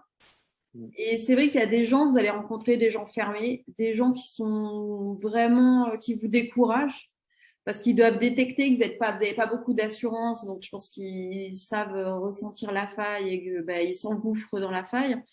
L'idée, c'est quand même de faire le tri, d'essayer de s'orienter vers des gens qui sont dans la même dynamique que vous. C'est pour ça que je trouve que le réseau, c'est puissant. Parce que quand vous avez des coups un peu de découragement, en parler à son réseau, à d'autres entrepreneurs qui vivent ou qui ont vécu la même chose, ça remet un regain d'énergie, ça fait vraiment du bien. L'idée, c'est vraiment de se recréer son réseau, hein. Un peu comme un salarié qui a des collègues, hein. L'idée, c'est d'avoir d'autres collègues entrepreneurs. Exactement. Bon, mais parfait. Alors, l'action 7, c'est l'échantillon gratuit. C'est pareil, ça peut être intéressant. Alors, c'est ce que je disais tout à l'heure, là, j'en ai parlé lors de la présentation du sommaire. Ça s'adapte aussi aux artisans. Je pense qu'il y a des choses que vous pouvez faire, que vous pouvez proposer de manière gratuite. Alors, quand je dis gratuit, il y a un vrai objectif, c'est-à-dire que vous avez ciblé quelqu'un qui a beaucoup de visibilité ou qui est vraiment un ambassadeur de votre secteur d'activité. Ça, c'est vraiment parce que vous voulez approcher quelqu'un de précis sur votre projet. Ça, on le fait à parcimonie parce que le problème de l'activité gratuite, c'est que ça peut dévaloriser votre activité, votre démarrage d'activité, votre prestation de service ou de produit. Donc ça, c'est pareil, c'est un peu comme les ateliers gratuits. Vous ne proposez que cette possibilité à votre prospect que si en retour, vous pouvez ressortir énormément de crédibilité et de visibilité. Donc, ça veut dire que là, dans l'exemple, on parlait d'une activité de community manager qui avait ciblé un client, un gros client, et qui s'était dit, ben voilà, pour l'approcher, vu que c'est un client qui travaille, qui a déjà une équipe et de prestataires à sa disposition, pour l'approcher, je vais utiliser cette technique, lui refaire son logo, sa charte graphique. Pour moi, ça pourrait être lui proposer un programme de formation.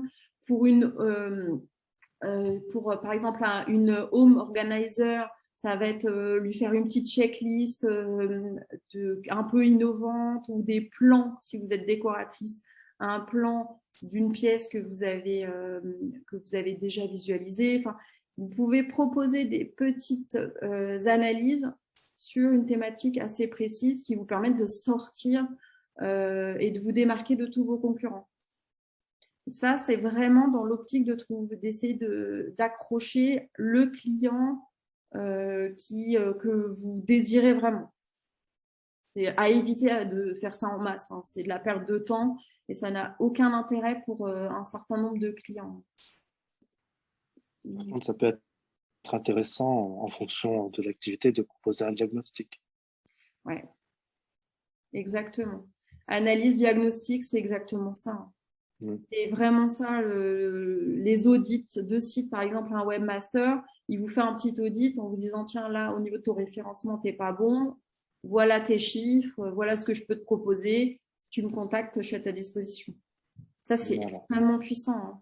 C'est mieux que ce que je reçois tous les jours, je suis consultant SEO, je peux vous refaire votre site et puis booster votre référencement naturel. Oui, Ça n'a aucune valeur. Mais je suis d'accord avec vous, c'est vraiment un diagnostic, c'est vraiment intéressant. Donc ça, je le rajouterai parce que de nos jours, ce qu'ils veulent, les particuliers comme les professionnels, ils veulent entre guillemets du concret. Et si ils arrivent à visualiser la valeur ajoutée qu'on peut leur apporter à ce moment-là, ils n'hésitent pas à recontacter puis à aller plus loin. Ne serait-ce déjà avoir un deuxième rendez-vous avec la personne, c'est à moitié gagné. Exactement.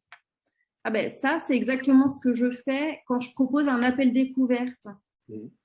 Donc là, en fait, les gens, ils se positionnent, ils prennent un rendez-vous, je leur accorde 15 minutes et c'est la même optique que le petit échantillon gratuit. Et ça, c'est un prestataire de service, il peut le proposer, hein, l'appel découverte.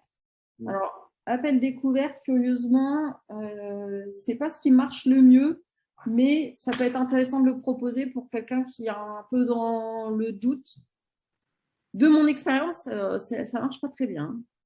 C'est assez bizarre, hein, mais ça marche assez mal. Donc peut-être que à voir. Mais... oui, après, ça dépend. C'est assez variable. Et puis après, le côté, même si ça marche pas, ce qu'il faut en retenir, je pense, c'est le côté où ça peut aider la personne aussi à prendre confiance. Oui, exactement. Parce que plus on a confiance en soi, sans faire un excès, plus on a de crédibilité vis-à-vis de l'interlocuteur et du coup, voilà, ça aide un peu. Ouais, complètement. Alors, donc là, je vais continuer. Donc là, c'est ce qu'on se disait tout à l'heure. Récolter les témoignages, ça peut être des témoignages vidéo, ça peut être des avis Google, ça peut être des recommandations sur LinkedIn.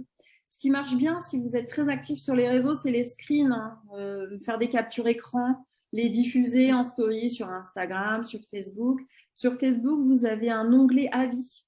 Donc, pour vous qui êtes dans la restauration, ça, il vous le faut aussi, hein. La page Facebook avec l'onglet avis. Si je mets restauration, restaurant, je vais marquer page. Sur Facebook, il me faut une page Facebook. Ça marche vraiment très bien. C'est pareil, Facebook pour les business locaux. La plupart des pages Facebook sont extrêmement actives. Moi, ça m'étonne toujours, mais ça peut très bien marcher, mais en même temps, ça peut vous descendre très rapidement. À vous de gérer, mais je me demande si vous n'avez pas un système de modération. Parce que pour avoir déjà vu, souvent je regarde les avis pour certains restaurants, des choses comme ça, et des fois un commentaire suffit entre guillemets à dévaloriser 10 commentaires positifs. Alors, il faudrait voir si vous n'avez pas une possibilité de modérer ou de répondre. Après, il faut voir. Mais de toute façon, les avis négatifs,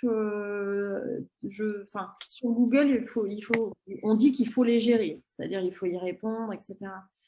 Sur Facebook, je pense que vous avez un système de modération, hein, à voir. Oui, il faudrait que je regarde. Parce que là, regardez, sur 275 avis, les premiers avis sont que des avis positifs. 4,9 pour un resto. Je pense que sur Facebook, vous avez la main dessus. C'est plutôt sur Google où on n'a pas de possibilité de virer l'avis. À moins qu'il soit vraiment diffamatoire, mais c'est plus compliqué sur Facebook, sur Google. Sur Facebook, à mon avis, vous pouvez... là, il n'y a que des 5 étoiles, donc c'est qu'à mon avis... ça devrait marcher. Ouais, c'est qu'à mon avis, vous pouvez modérer. Hein. D'accord. Et pour vous, page Facebook indispensable. Oui, c'est sûr.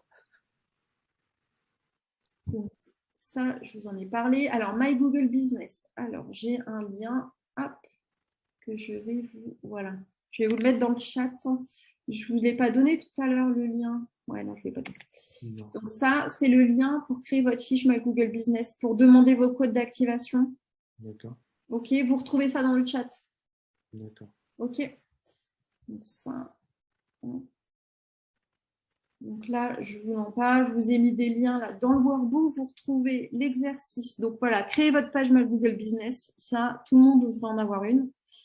le lien pour la créer. Et là, vous avez même, je vous ai indiqué dans le workbook, un lien qui est un tutoriel comment créer et optimiser. Parce que la créer, c'est enfantin, c'est juste rentrer un code. Mais l'optimiser, c'est un peu plus de boulot parce que pour le coup, vous devez travailler sur vos photos, sur vos vidéos. Vous pouvez déjà commencer à créer à créer une vidéothèque ou une photothèque sur votre téléphone. Là, dimanche, vous avez un repas. Commencez déjà à produire, à créer des formats vidéo, des micro-vidéos que vous pourrez retravailler sur les applications de montage vidéo. D'accord. Mais par contre, comment ça se passe pour les droits à l'image? Ah, vous filmez que vos plats? Ah, que les plats, d'accord.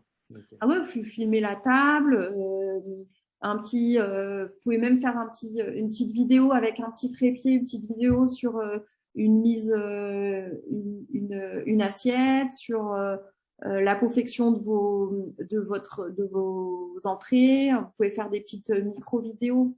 Ah oui, non, filmez personne. Oui, Surtout une assemblée générale, c'est une assemblée générale d'association.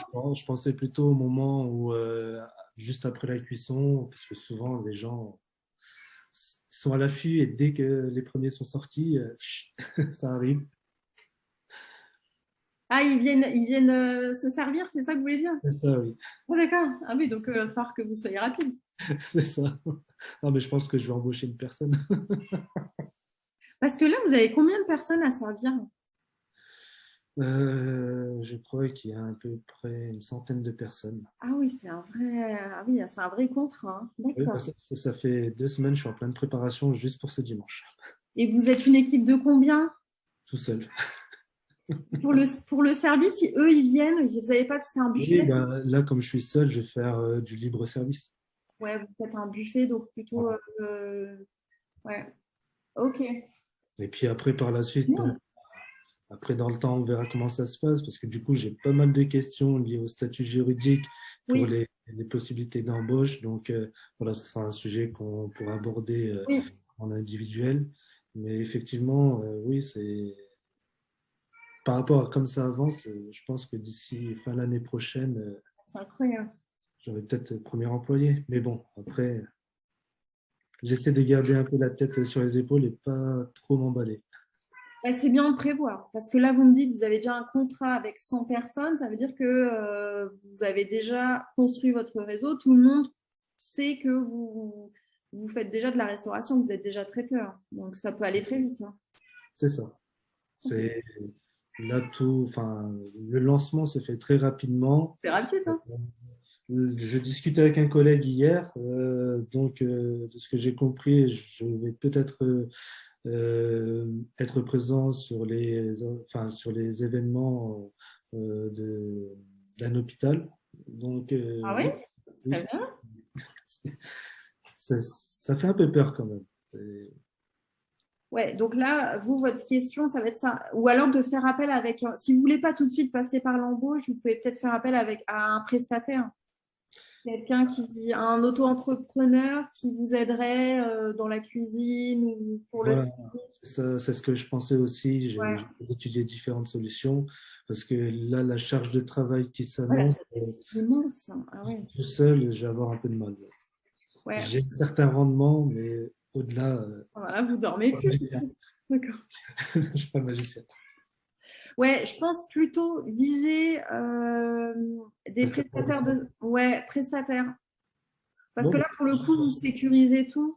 Si jamais une personne dans la formation qui serait intéressée. Ouais, on va diffuser ça. Parce que vous êtes où, vous, Jonathan? Dans le 71, en Saône-et-Loire. Moi, je crois que vous êtes le seul en 66. Ah mince. Oh, c'est pas grave. Ouais, je pense qu'un auto-entrepreneur, pour vous, c'est mieux. D'accord. En fait, le problème du salariat, c'est que déjà, vous allez rentrer dans un management, c'est-à-dire il va falloir gérer, former, gérer tout ce que ça inclut.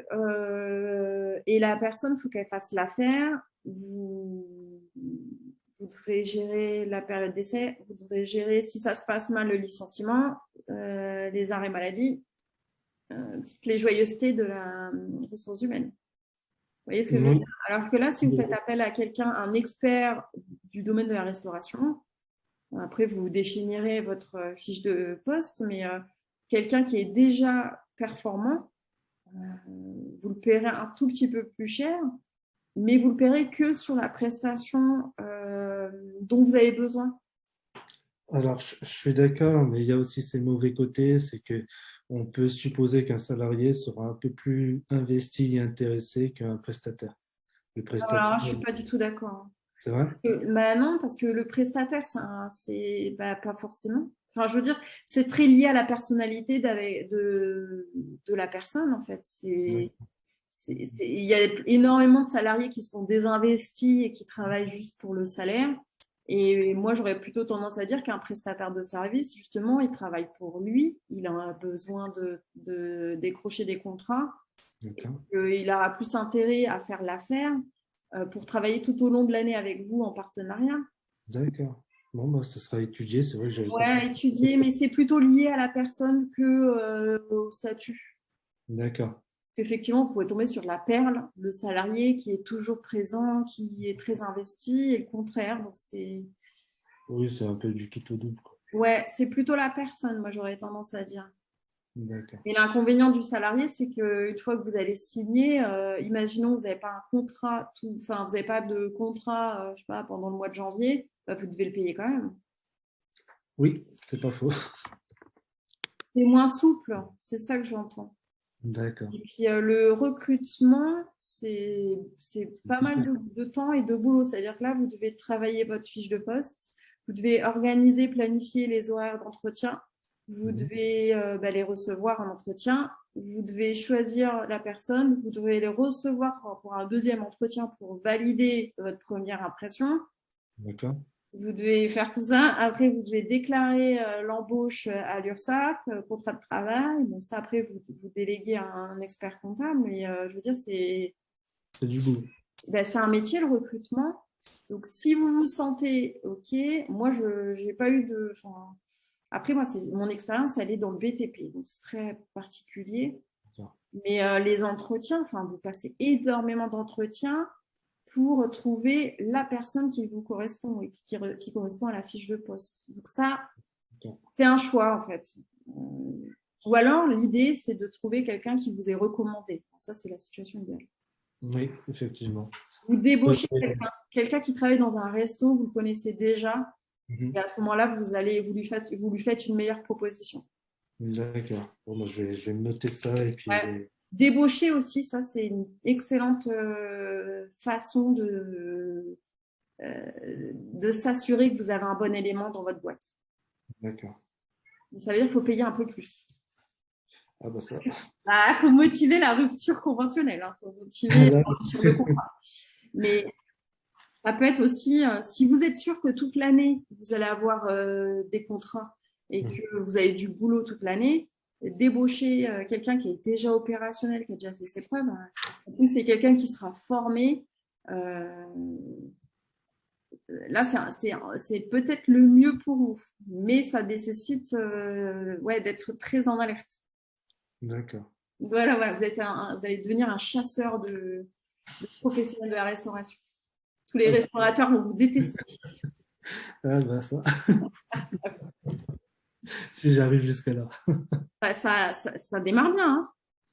Oui, après, bon, je me méfie toujours des démarrages qui démarrent bien. Démarrer, c'est bien, mais après, il faut… oui, il faut délivrer, quoi. C'est ça que vous voulez dire. Ouais. Il faut conquérir de nouveaux clients et fidéliser les anciens. Enfin, voilà, il y a tout un processus. Ah, ça, c'est sûr, mais vous en êtes déjà là. C'est ça que je veux dire. Alors que vous avez… ça fait un mois que vous êtes réellement lancé. Donc, vous en êtes déjà à l'étape au-dessus, quoi. Ouais. Donc, c'est quand même sympa. Hein. Merci. Même si c'est dur, parce que c'est tout nouveau et que tout vous tombe dessus en volume, c'est quand même assez incroyable. Hein. Mais ça se fera, ça. Il faut prendre le temps. Ouais, donc vous allez y arriver. Hein. Ouais, j'espère bien. Donc les avis Google, je pense qu'on en a assez parlé. Moi, ce que je fais et ce que je propose systématiquement, pour être sûr que vous récoltez le plus d'avis Google possible, c'est de déjà préparer, de pré-rédiger un avis. Donc, vous suggérez un paragraphe d'un avis Google pour vous assurer que déjà la personne, elle rédige quelque chose, parce que la plupart des gens soit n'aiment pas rédiger, soit ils ont envie de le faire, mais ils font des fautes d'orthographe ou ils ne sont pas à l'aise avec la rédaction. Donc, mâchez-leur le travail et pré-rédigez un modèle, un petit template en disant, ben voilà, j'ai travaillé avec Jonathan, j'ai participé à l'Assemblée générale de l'association, le repas était excellent, et vous essayez de récolter tous les mots-clés de votre activité. Donc, vous, votre activité, c'est traiteur, restauration, spécialité réunionnaise, le lieu de l'événement, ça c'est hyper important. Le fait qu'il y avait 100 invités, donc ça, il faut l'intégrer dans la vie Google. Donc ça va être, voilà, j'ai participé à un événement, à une assemblée générale où on était une centaine, et j'ai eu le plaisir de goûter les spécialités réunionnaises de Jonathan avec le nom de votre enseigne. C'était excellent, varié. Je sais pas, j'ai découvert une cuisine saine et typique. Voilà. Et vous essayez de trouver tous les mots-clés dont vous avez besoin pour les intégrer dans votre avis Google. D'accord. Bon, ça va me faire du boulot d'ici à dimanche. Ben, non, parce que, ouais, alors, déjà, lundi, vous allez décompresser. Déjà lundi, vous dormez. Vous faites, vous pouvez. Alors, déjà, est-ce que vous avez collecté les adresses mail des personnes, le plus de personnes possible? C'est peut-être ce qu'il faut faire demain. Parce que je n'avais pas pensé forcément à cette idée-là. Donc, du coup, je pourrais les avoir, mais ça sera, je pense, au courant semaine prochaine, Ouais. en me rapprochant de comment dire, du président de l'association. Et puis après, oui, éventuellement relancer. Mais bon, après, ça va dépendre en fait de la réactivité du président de l'association. Ça veut dire que là, potentiellement, vous n'aurez pas 100 avis, mais potentiellement, vous pouvez peut-être en avoir la moitié. Vous imaginez le potentiel? Alors, sûr, je peux en avoir 25, parce que je connais les 25 personnes. Bien. Après, au-dessus, je verrai, mais je sais que bon, là, c'est l'AG ce dimanche, mais l'association met souvent en place des repas ou des collectes de fonds pour pouvoir justement, comment dire, aider les écoles du coin pour diverses choses. Et je sais que les occasions ne manqueront pas durant l'année.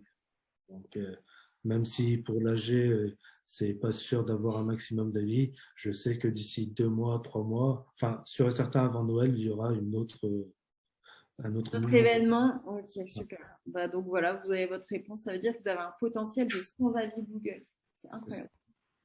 Sachant que vous n'avez pas encore sollicité les personnes avec qui vous avez travaillé antérieurement de cet événement, parce que vous avez fait d'autres choses. C'est ça. Donc, eux aussi, il faudrait bien que vous les gardiez en tête, qu'il va falloir que vous les sollicitiez pour qu'ils vous laissent un avis. Par contre, ils habitent très loin. Ah, peu importe. Ça ne nous dérange pas du tout. Nous, on veut juste des avis qui soient construits avec des mots-clés.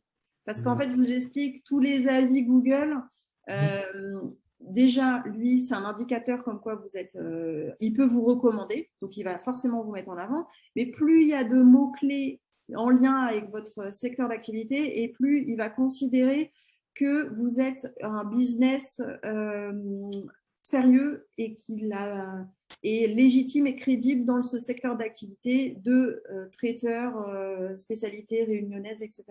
D'accord. Donc ça va être hyper important. D'accord. C'est un petit boulot, il faudrait que vous fassiez des petits modèles, donc ça on pourra en reparler en séance individuelle. Je vous montrerai moi mes techniques pour gagner un peu de temps. Vous ferez 3-4 modèles d'avis Google et vous ferez des espèces de mails pré-rédigés avec des copier-coller et vous balancerez en masse. D'accord. D'accord? Pour gagner un peu de temps, parce que je sais que c'est très chronophage, mais ça c'est indispensable pour vous et vous avez vous avez déjà des avis facilement récupérables. Bon, par contre, vous avez la pression, hein, parce que si ils n'aiment pas votre spécialité, s'ils n'aiment pas votre spécialité, vous n'envoyez pas de demande. Hein. Je Voilà, fais vous renseignez avant si ça a plu ou pas. Oui, tout à fait. Donc voilà, ça on en avait parlé. Bon, les avis, les témoignages, ça c'est pareil. Alors ça, c'est aussi une astuce, ça rejoint aussi les témoignages vidéo.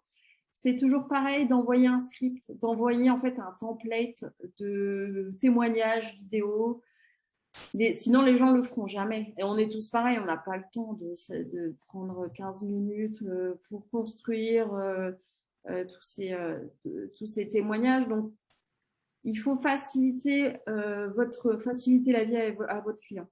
Il n'a pas le temps, il n'a pas que ça à faire en fait. Hein. C'est comme nous. Hein. Donc ça, pour le coup, ça rejoint un peu la pré-rédaction des avis Google. Ça, c'est vous avez beaucoup plus de chances d'obtenir un avis Google si vous le faites. Si vous ne le faites pas, les gens, la plupart du temps, ne le font pas. Hein. On n'a pas le temps, ce qui est normal. Hein. Et puis, il y a aussi le côté un peu réservé et timide. Il y a des personnes qui ont vraiment un problème avec la rédaction écrite et qui font des fautes d'orthographe et qui ne veulent pas du tout l'afficher sur Google. Parce que pour le coup, ils vont s'afficher. Donc, il y a aussi cet aspect-là. Hein. Non, mais c'est vrai ce que vous dites.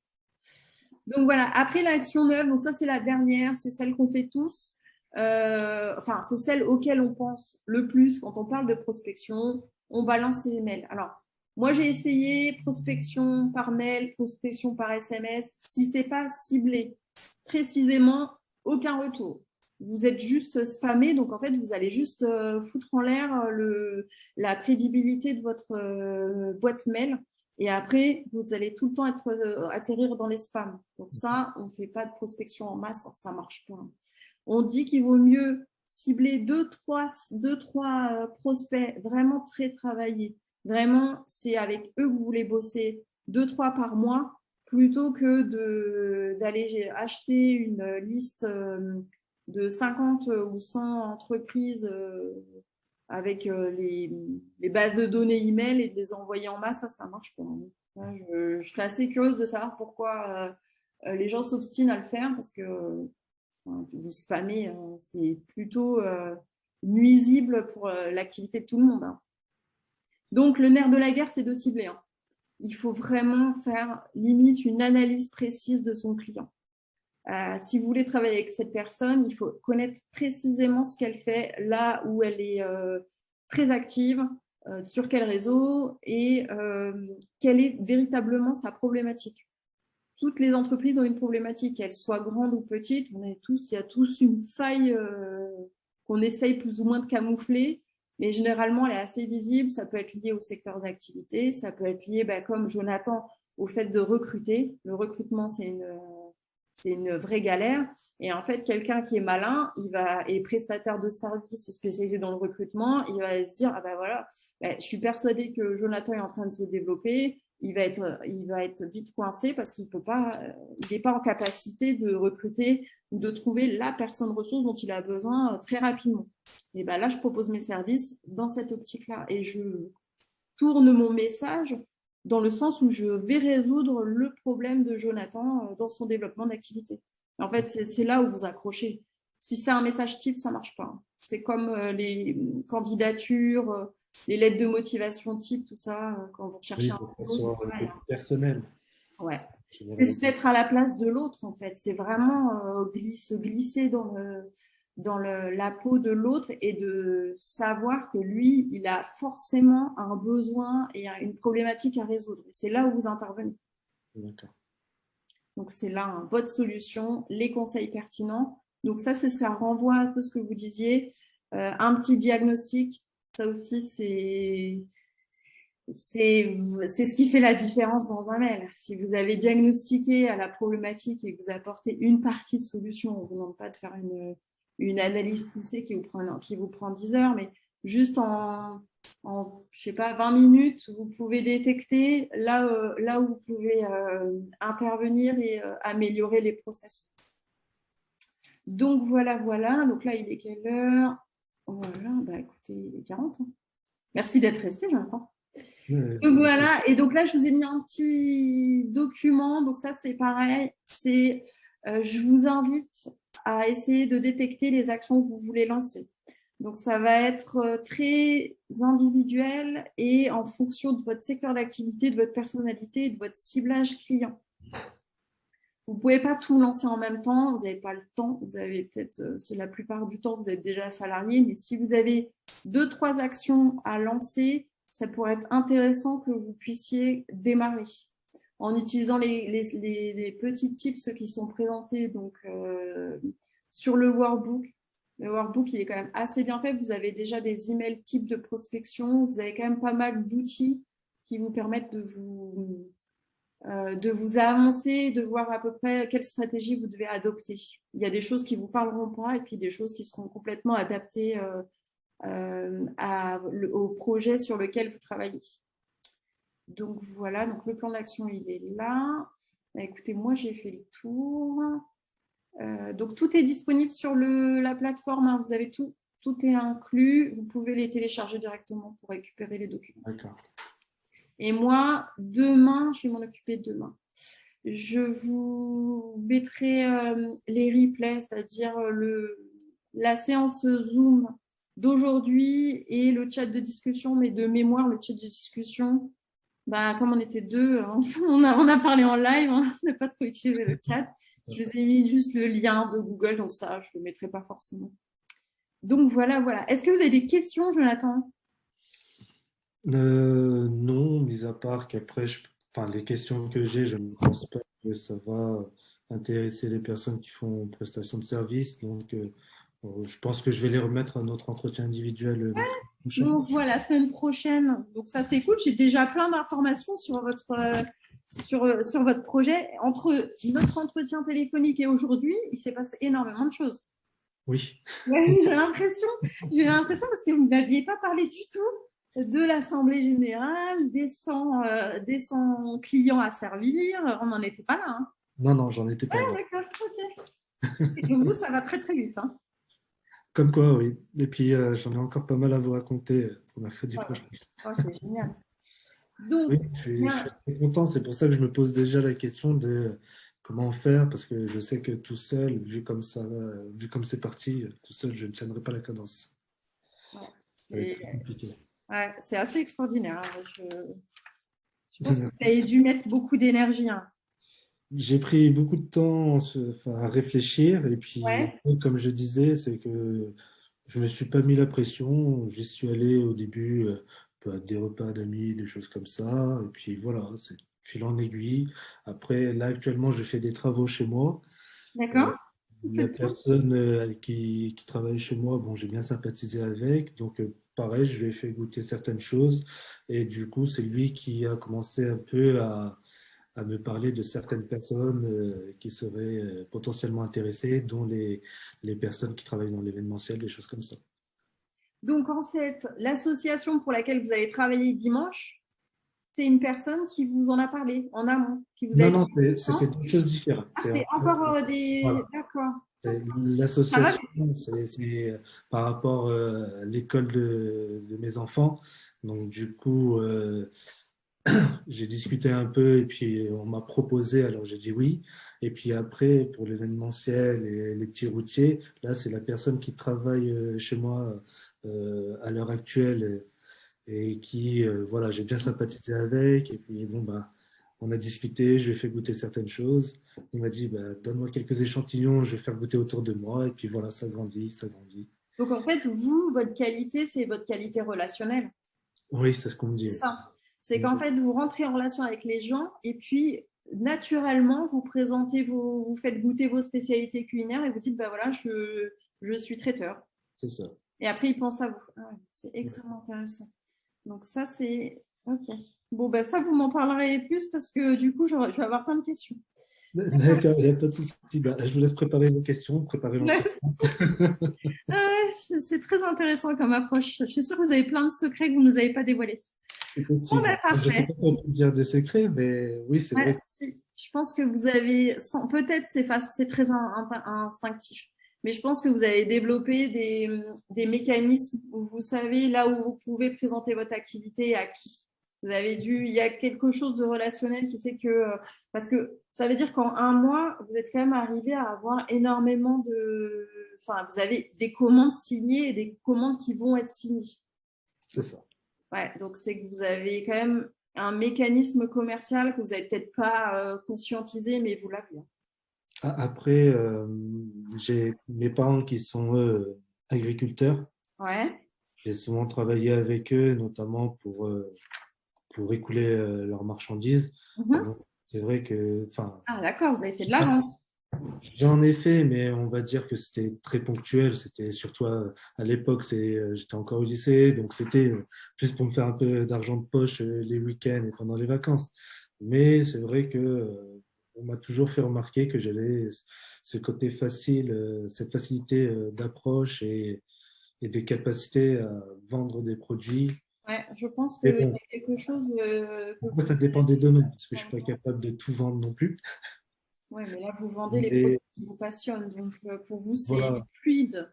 Et puis après, ce qui est surtout important, c'est le côté où comment dire, j'aime faire découvrir aux autres des choses.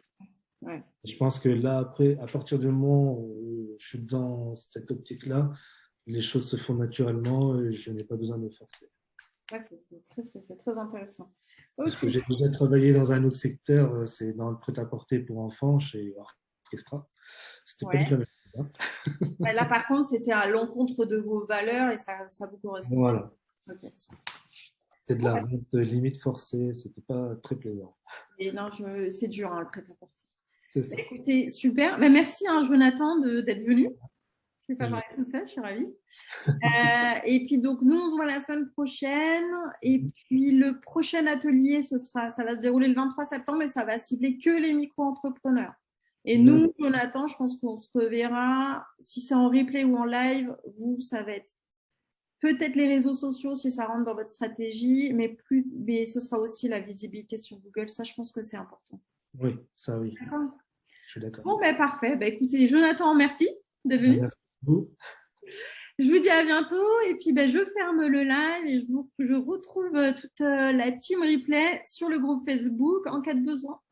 Très bien. Merci pour ça, Jonathan. À bientôt.